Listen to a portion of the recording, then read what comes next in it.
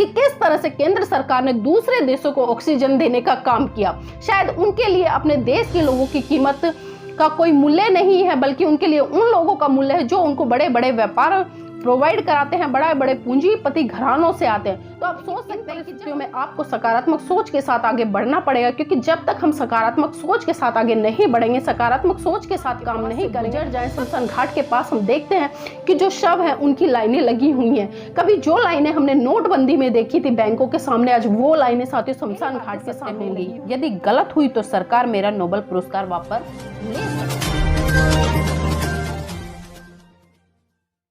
जय भीम, नमो बुद्धाय। साथियों, आप देख रहे हैं NB News 24/7 नीलम पोत के साथ। साथियों, आज मैं कुछ सारे आंकड़ों पर बात करूंगी कि आज सर आंकड़े क्या दिखा रहे हैं और किस तरह से भारत देश के लोगों में दहशत फैला रहे हैं। आप सभी भली भांति जानते हैं कि प्रत्येक वर्ष न जाने ऐसी कितनी छोटी मोटी बीमारियां आती हैं जिसके कारण व्यक्ति अपनी जान से हाथ धो बैठता है। लेकिन पिछले 1.5 साल से अगर हम बात करें तो कोरोना का जो हाहाकार है वो पूरे देश में बुरी तरह से त्राहिमाम कर रहा है।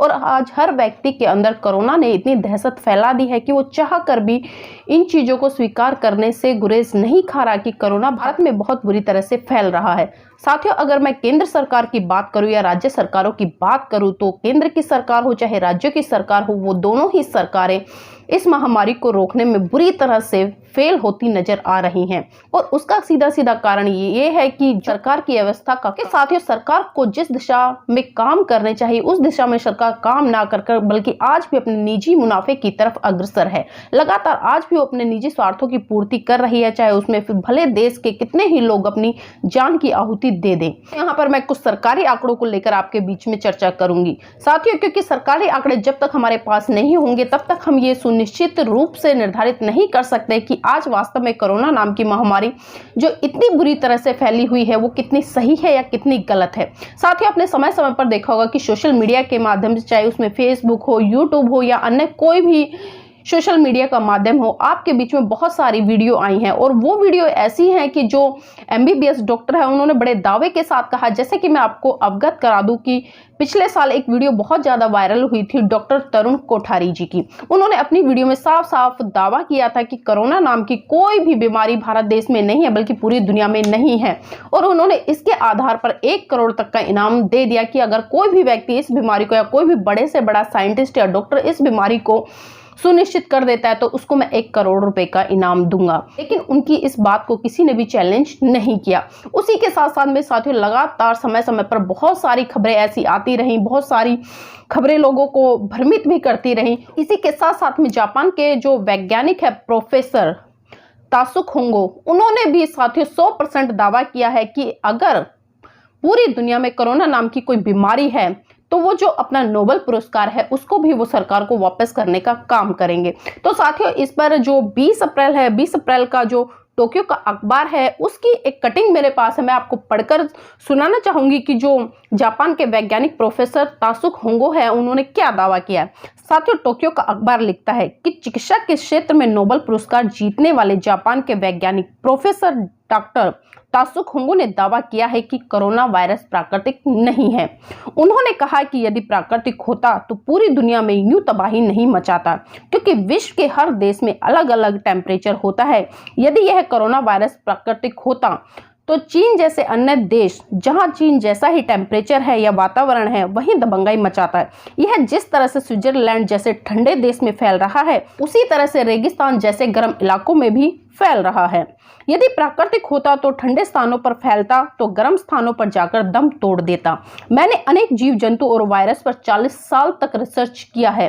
मैं दावे के साथ कह सकता हूं कि यह वायरस प्राकृतिक नहीं है बल्कि यह वायरस बनाया गया है और पूरी तरह से आर्टिफिशियल है। चीन की मुंह लेबोरेटरी में मैंने 4 साल काम किया है। मैं उस लेबोरेटरी के सारे स्टाफ से मैं पूरी तरह परिचित हूँ। कोरोना हादसे के बाद से मैं सबको फोन लगा रहा था, परंतु सभी मेंबर्स के फोन 3 महीने से बंद आ रहे हैं। अब पता चल रहा है कि सारे मेंबर टेक्नीशियन की मौत हो चुकी है। चीन झूठ बोल रहा है। मेरी बातें सत्य होंगी। यदि गलत हुई तो सरकार मेरा नोबेल पुरस्कार वापस ले सकती है।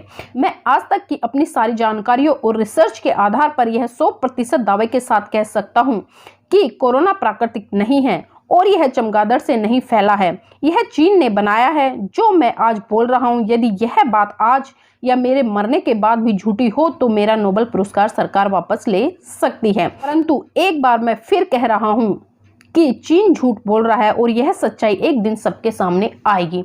तो साथियों, आपने सुना कि जो टोक्यो का अखबार है, ये बिल्कुल साफ साफ जो वहां के जापान के वैज्ञानिक है प्रोफेसर तासुक होंगो, उन्होंने दावा किया है कि कोरोना नाम की कोई ऐसी बीमारी नहीं है और ये प्राकृतिक नहीं है, बल्कि यह चीन के द्वारा बनाई हुई एक बीमारी है। तो आप सोच सकते हैं कि साथियों, किस तरह से देश की सरकारें अलग अलग तरीके से और अलग अलग मंशा के आधार पर इस वायरस से अपने ही लोगों की जान से खिलवाड़ करने का काम करे। साथियों, अगर मैं यहाँ पर भारत सरकारी आंकड़ों के अनुसार बात करूं तो साथियों, मैं आपके सामने कुछ आंकड़े ऐसे प्रस्तुत करना चाहूंगी जिनको कि आप सुनकर चौंक जाएंगे। जी हाँ साथियों, अगर भारत देश में 1% मृत्यु कोविड-19 के कारण हो रही है तो वहां पर आप पूरे आंकड़े जरा ध्यान से सुनिएगा कि टीबी के कारण 10 गुना लोग मरते हैं, हार्ट अटैक से 25% लोग मरते हैं, ठीक वहीं सांस न लेने के कारण 20% लोग मरते हैं, 4% लोग मलेरिया से मरते हैं, 6% लोग दस्त लगने से मरते हैं।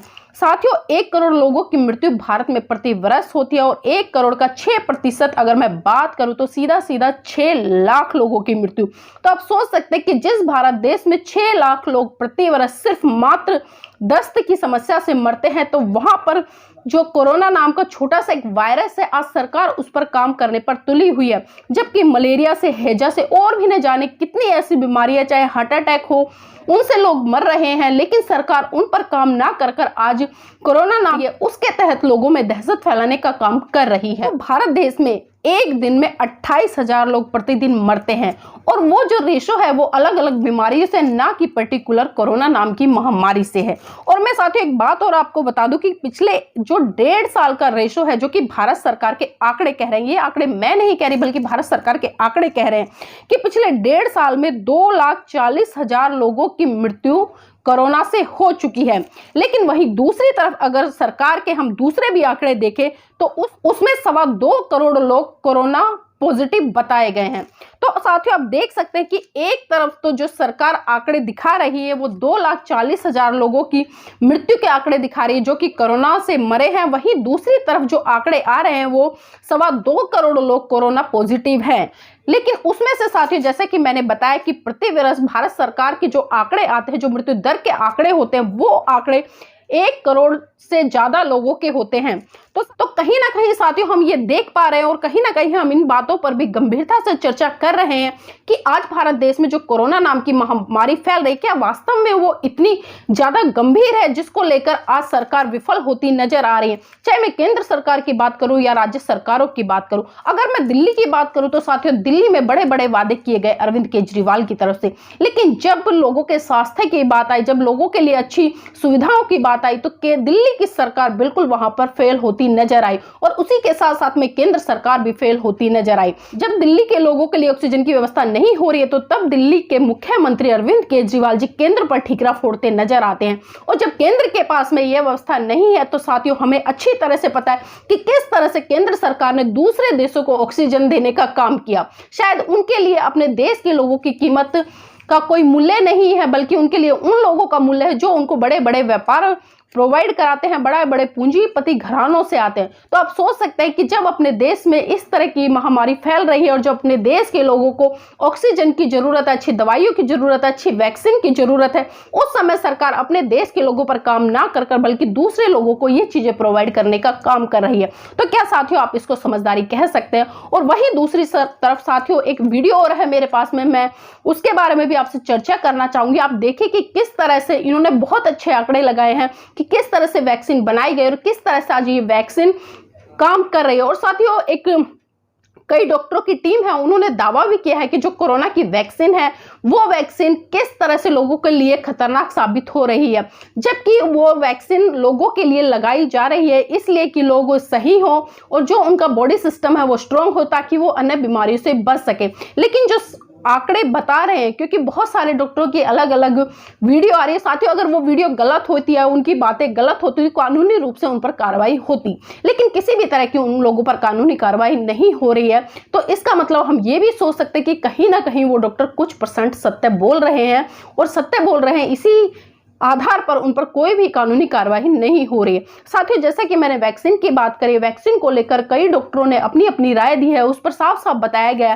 कि अगर जो कोरोना वैक्सीन लग रही है, अगर वो 18 साल से नीचे के बच्चों पर लगती है, तो उन बच्चों में जो अपंगता है वो उत्पन्न होगी, और वही वैक्सीन अगर 18 साल से लेकर 35 साल के युवावस्था के लोगों को लग रही है, तो उनमें बांझपन की व्यवस्था होगी। और वही वैक्सीन अगर 50 साल के ऊपर के लोगों को लग रही है, तो उसमें 27% लोगों की मृत्यु हो रही है।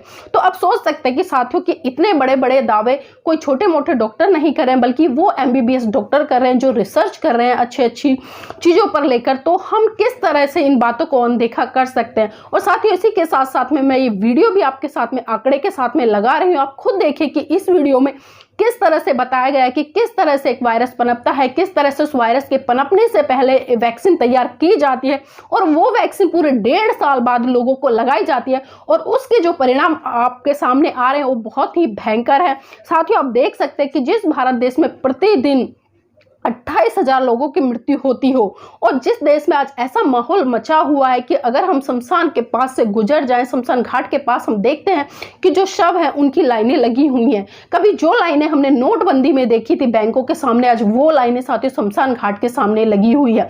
लेकिन सोचने वाली बात यह भी है कि जब कोरोना का पहला चरण चल रहा था, तो जो डेड बॉडी है वो लोगों को दी नहीं जा रही थी, लेकिन अब हम देख रहे हैं कि जो कोरोना पॉजिटिव लोग हैं वो एक एक घर में कई कई लोग क्वारंटाइन अपने आप को कर रहे हैं, अपनी सुरक्षा के बचाव के लिए हर घरेलू उपचार कर रहे हैं। लेकिन सरकार की तरफ से किसी भी तरह की सुविधाएं उन लोगों को मुहैया नहीं कराई जा रही है, जो कि अगर मैं ऑक्सीजन की बात करूं, जो कि हमारा प्राकृतिक मानवीय अधिकार है, उस चीज से भी लोगों को दूर रखा जा रहा है। और बहुत सारे लोग आज ऐसे हैं साथियों, क्योंकि हम हर घंटे में पल पल में खबर सुनते हैं कि ऑक्सीजन की कमी से, सांस लेने की कमी से इतने लोगों की मृत्यु हो गई।